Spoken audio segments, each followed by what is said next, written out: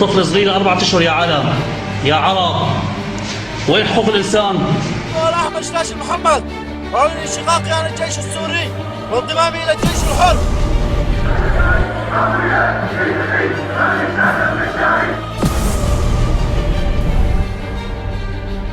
الذين قاموا بقتل آبائنا وهتك أراضي أمهاتنا وأخواتنا قررنا الانشقاق عنه والانضمام إلى الجيش الحر.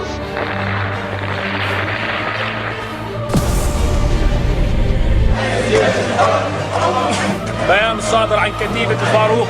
نحن كتيبة الفاروق من الجيش الحر السوري